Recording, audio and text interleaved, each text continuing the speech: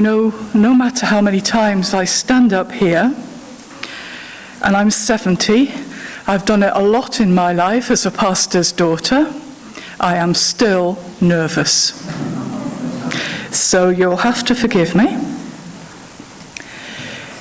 What am I going to talk about today? Creation, that's right.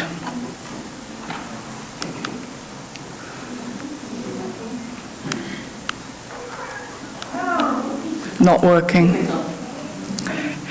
Next one, please. Yeah.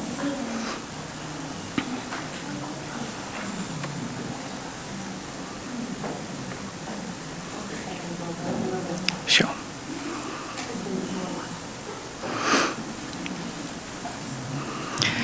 In the beginning, God created the heavens and the earth. The earth was without form and void, and darkness was on the face of the deep. And the Spirit of God was hovering over the face of the waters.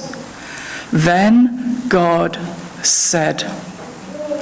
And at the end of the chapter, it says, "Then God saw everything he had made, and indeed it was very good." Now there's another "in the beginning" in the Bible that strikes me as well. In the beginning was the Word, and the Word was with God, and the Word was God.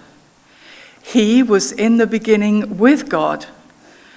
All things were made through him, and without him nothing was made that was made.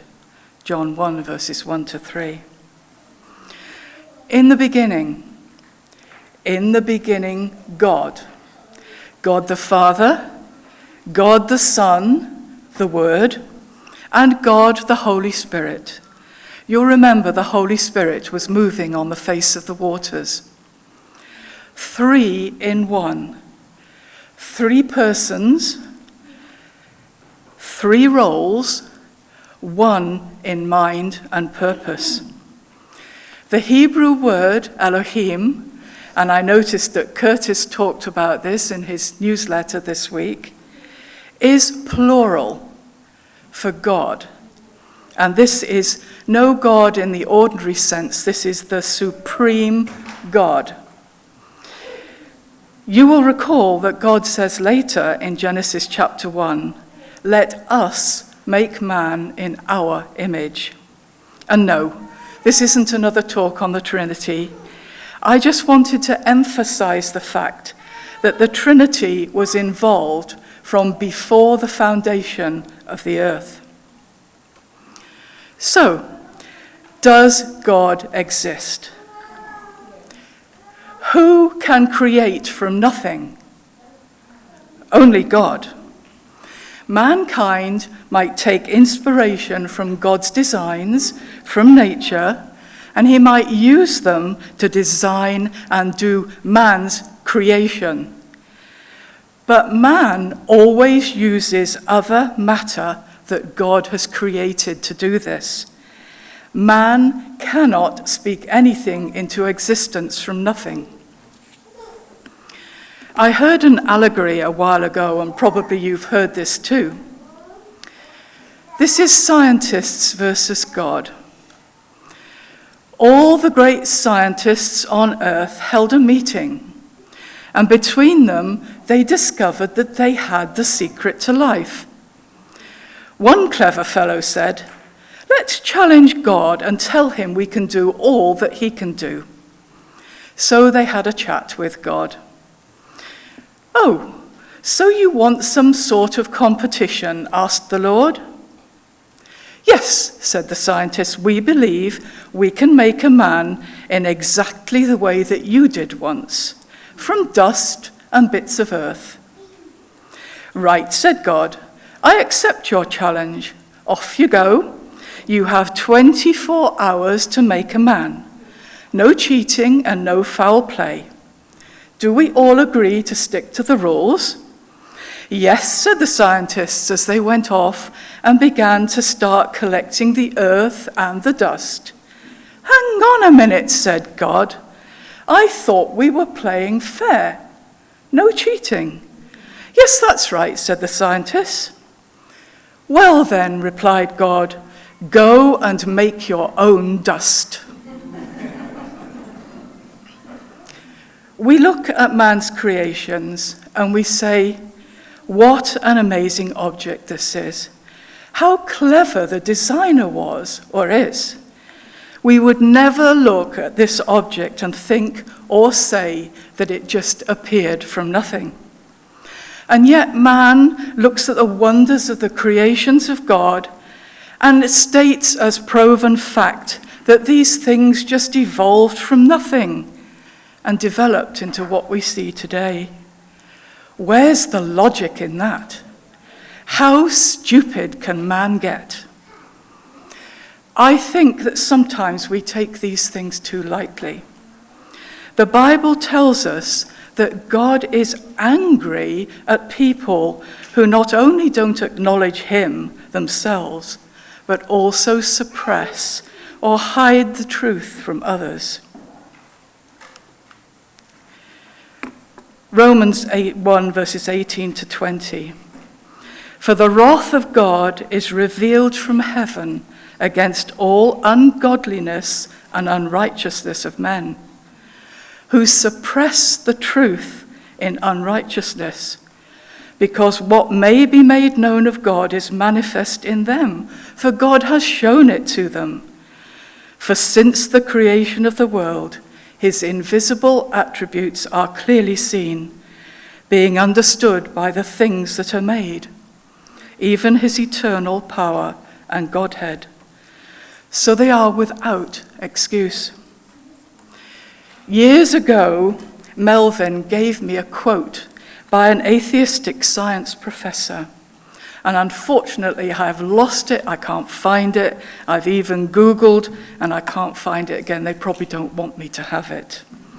But this scientist was honest enough to say that he knew that evolution was impossible. Now remember, this is an atheistic scientist. He knew evolution was impossible, but he preferred to believe that and promote it rather than the alternative, which was to acknowledge the existence of God. So today, I'm going to bring before you just a couple of examples of natural things created by God and the wonder of the engineering that not only means that these things work better than anything that man can imitate, but also are so simple to our eyes and yet so marvelous beneath the surface.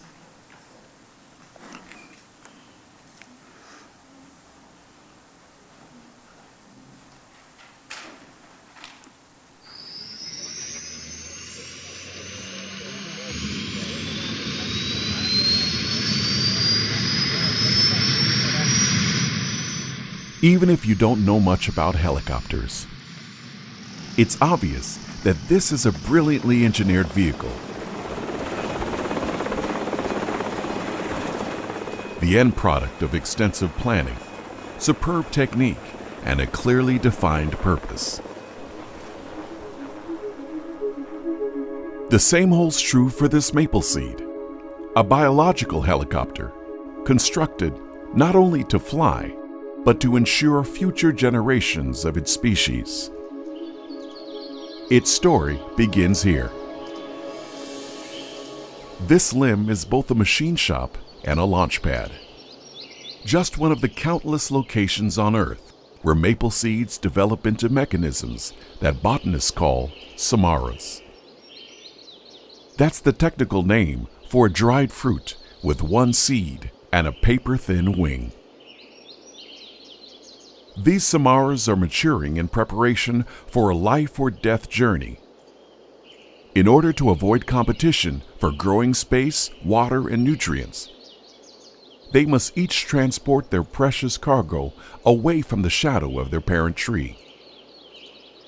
Success is linked directly to their design.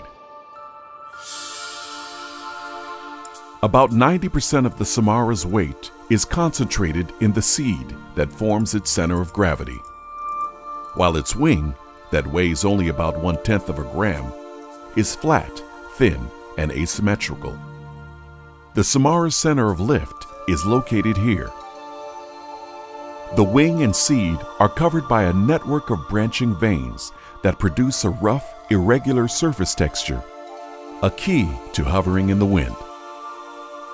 These properties all converge in a remarkable aircraft, created to fall to Earth very slowly.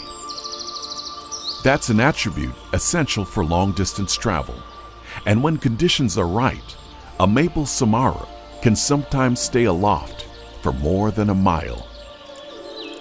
Let's take a closer look at the physics behind their flight. When a Samara drops from a branch, its heavy center of gravity flips the seed almost 90 degrees. Then, its center of lift quickly balances and levels the angle of the wing to trigger auto-rotation. The faster the Samara spins, the slower it descends. And as its hang time increases, so does its potential to catch a favorable breeze and a long flight. Precise engineering is critical. Inside a wind tunnel, smoke particles, illuminated by a laser, reveal a miniature tornado swirling sideways above the wing's rigid leading edge. Known as beneficial turbulence, this churning vortex is produced by air rushing over the uneven surface of the wing. The result is a drop in air pressure that creates enough suction to pull the Samara upward as it falls. This added lift slows the seed's rate of descent. Researchers have discovered that this natural airfoil is more efficient than a standard airplane wing or the blades of a helicopter.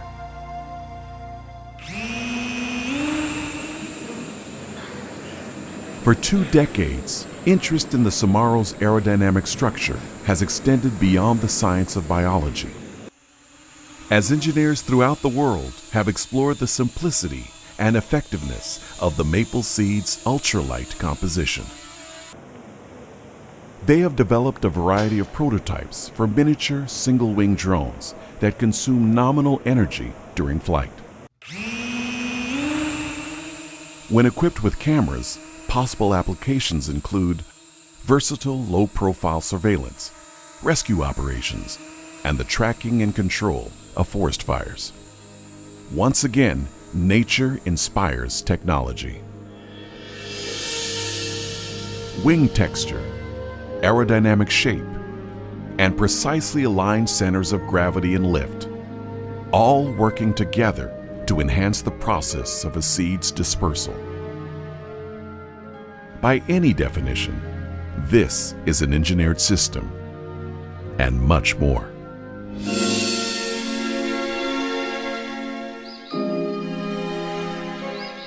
You see, every maple Samara contains a living organism. That means it's not only capable of flight, it can also grow and reproduce new life, generation after generation. Now that's an ability no helicopter or any other device of human invention can come close to replicating.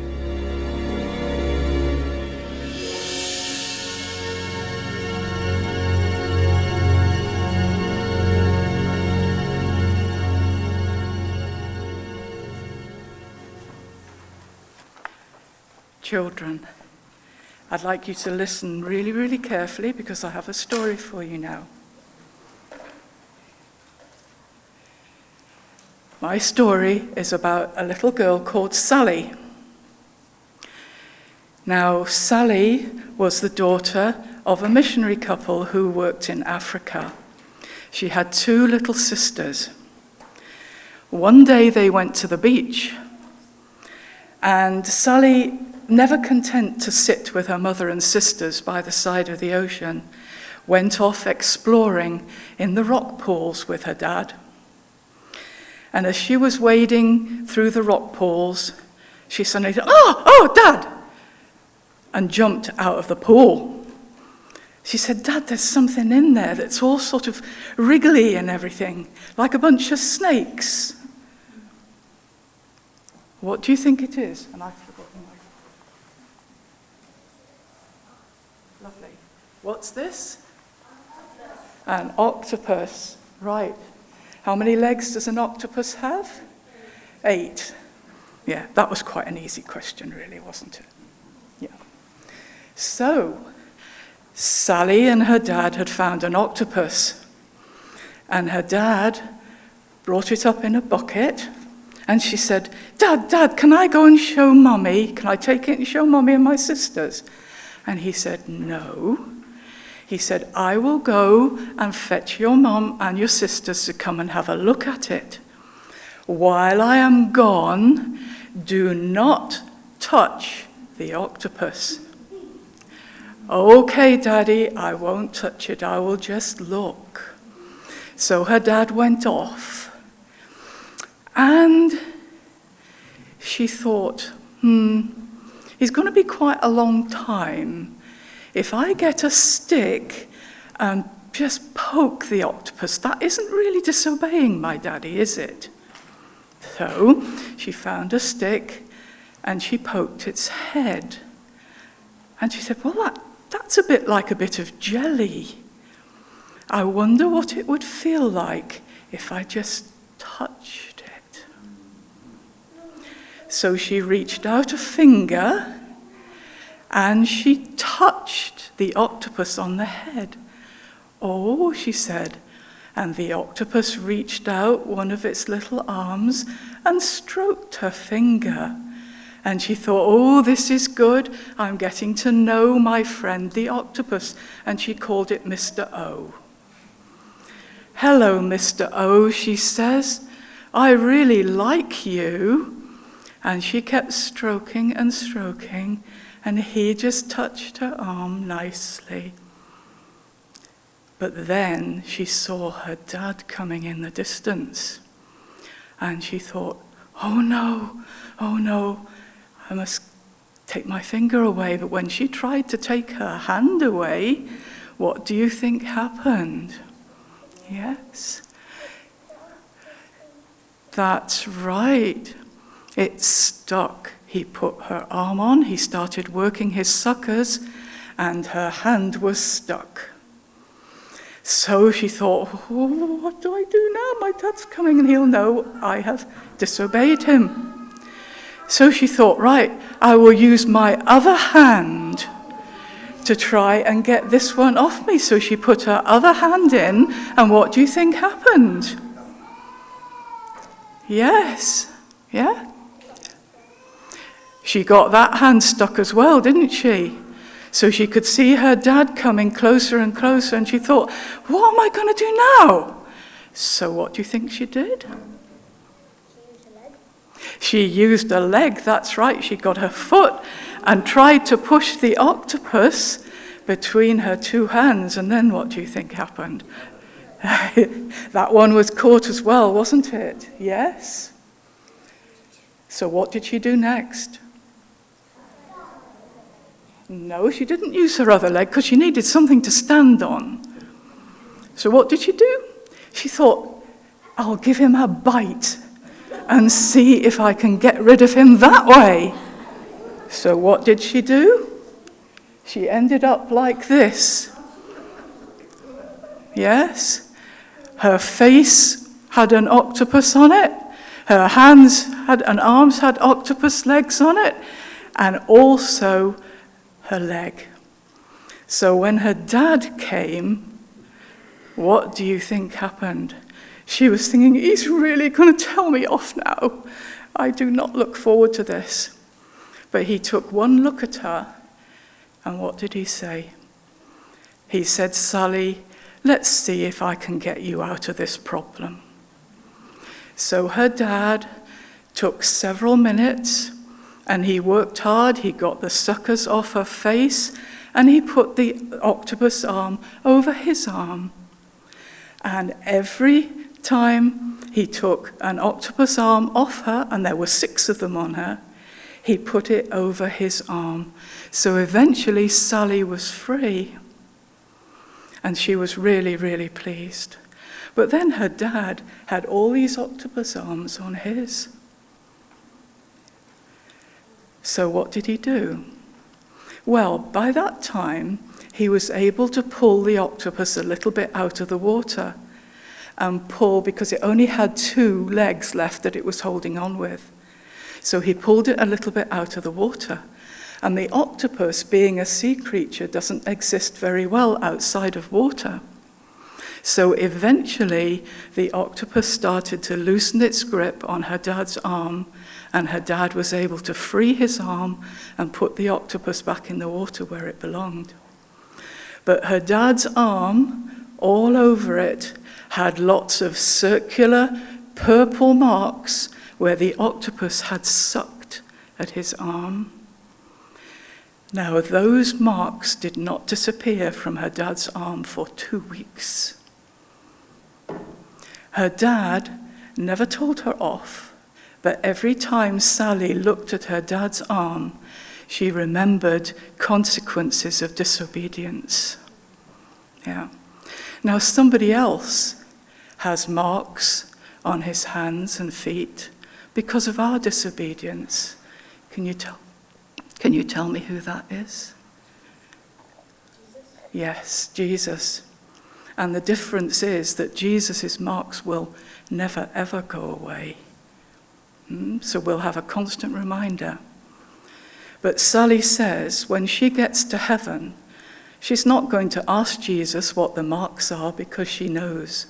What she's going to do is she's going to rush up to Jesus and give him a hug and tell him thank you. Now, I've got something for you. There's your octopus with all its suckers. You see how many it's got? And that is a picture of a man-made imitation of an octopus sucker. Now, I would like you to come up and take a sucker and take it in turns. Come on up, have a sucker. And you see these pieces of plastic here?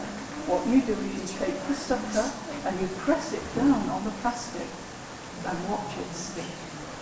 Would you like to do all that? So you all take bits of plastic and the sucker and see how they help.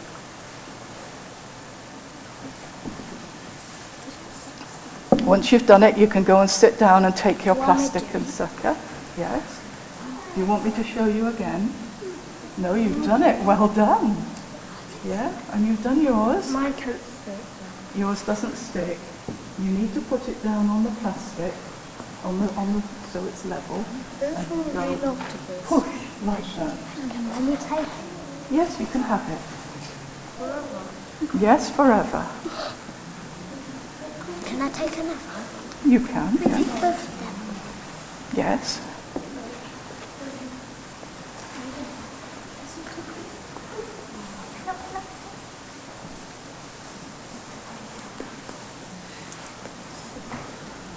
Anybody else like one of these?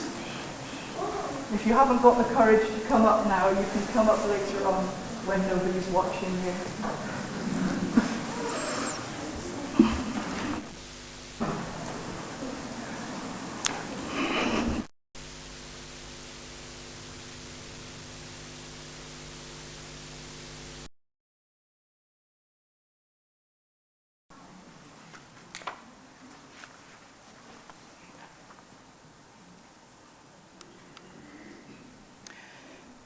Man-made suction cups are tools that use the principles of vacuum and pressure to attach or grip tightly to flat surfaces.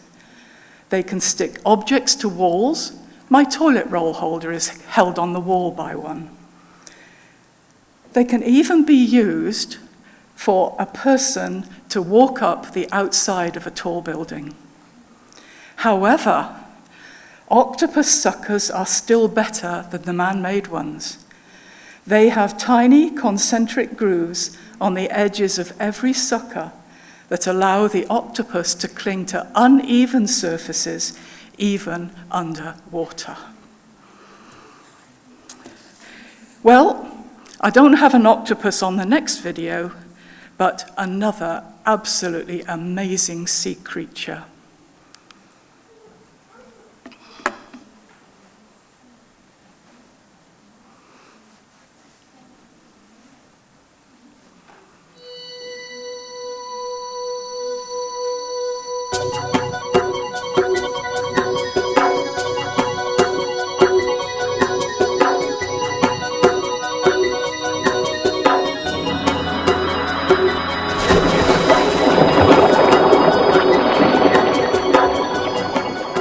Pop quiz.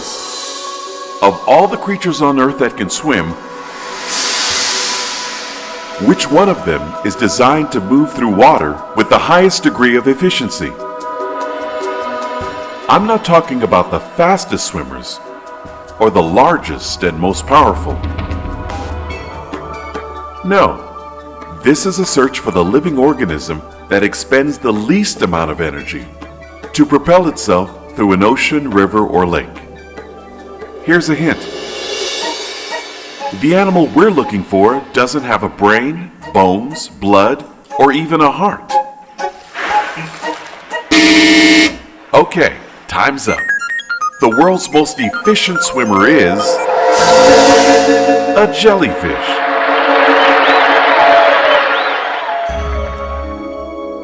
Yep, believe it or not, these anatomically simple creations are built to use less energy in the water than any other animal on the planet. And the biological engineering that makes this possible is so unique. It's now the focus of cutting-edge scientific research. How does it all work? Well, here's what we know right now. More than 2,000 species of jellyfish have been identified throughout the world, and each has a body that consists of approximately 95% water.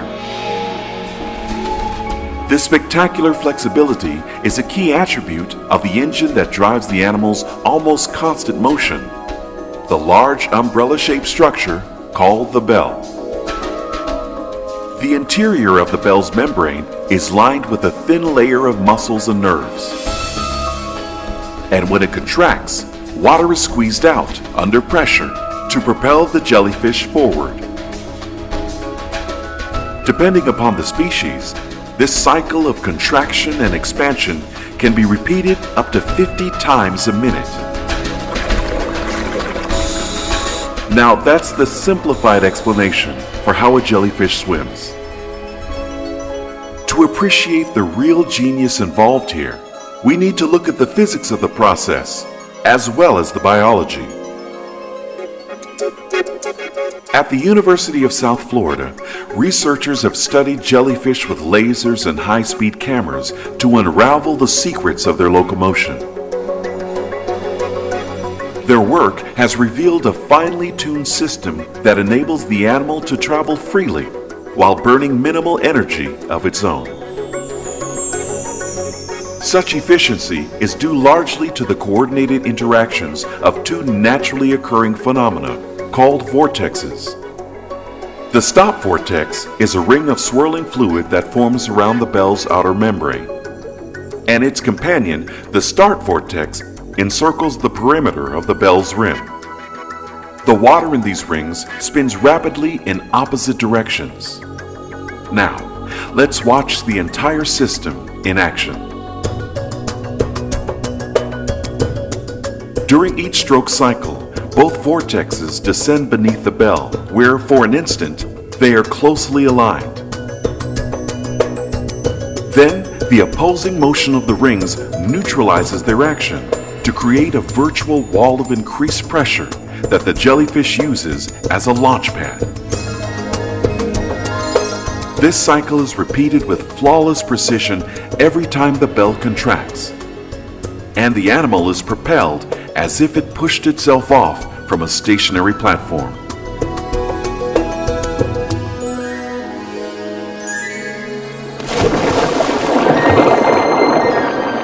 The jellyfish's method of producing thrust can be compared to a human swimmer who receives a boost every time he shoves himself away from the wall of the pool. And remember, this biological machine generates each forward push without the leverage assist a solid surface would provide. It's the only creature on Earth known to power itself like this through open water, and that's just part of the sophisticated technology displayed here. Again, keep an eye on the vortex. After each contraction, the stop vortex sucks in water that quickly refills and expands the elastic bell. And the jellyfish receives a second boost of thrust without expending any muscular energy of its own. Scientists have estimated that jellies are at least 10 times more efficient traveling in water than any other creature.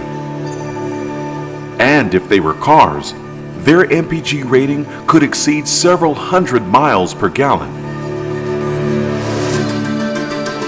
Inspired by this quiet and efficient locomotion, research teams throughout the world are developing robotic prototypes that could someday be used to explore fragile marine ecosystems, help with the cleanup of oil spills, and improve the performance of underwater vehicles.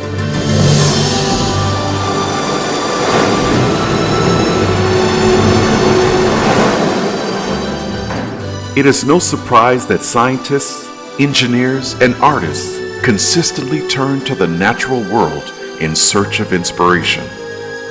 For every corner of our planet is bursting with examples of design, purpose, and elegance of form. This reality is even more obvious when viewed through the lens of an organism so simple it's sometimes mistaken for a plastic trash bag floating aimlessly in the sea. Yet, through an understanding of each graceful movement, we are reminded of a timeless truth. God, the creator of the heavens, the earth, and every living creature, simply doesn't make junk.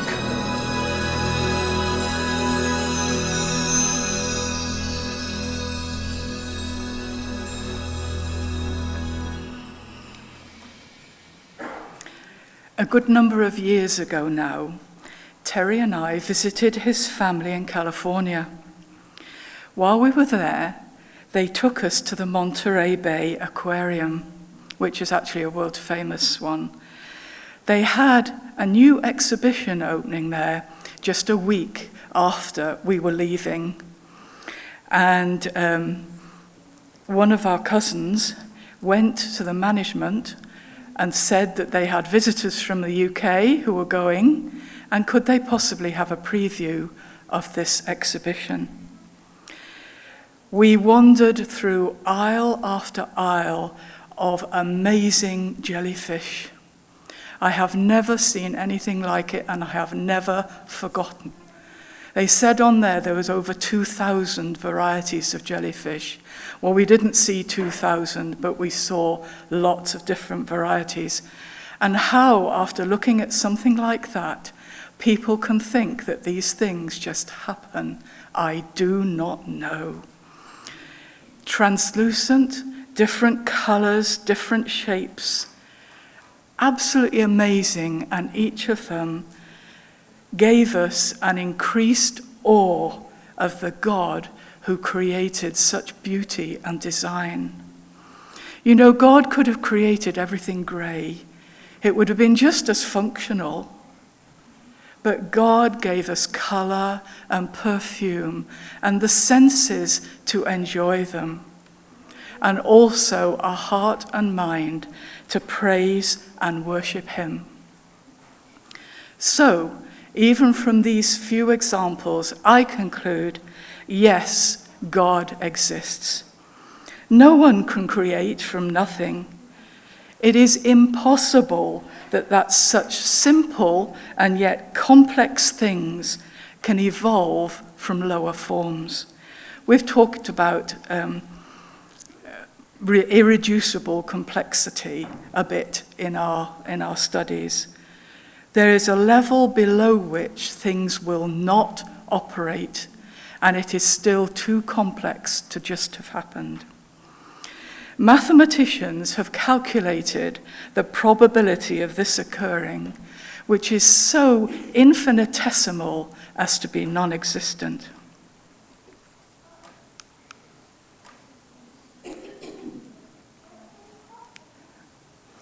In the beginning, God created.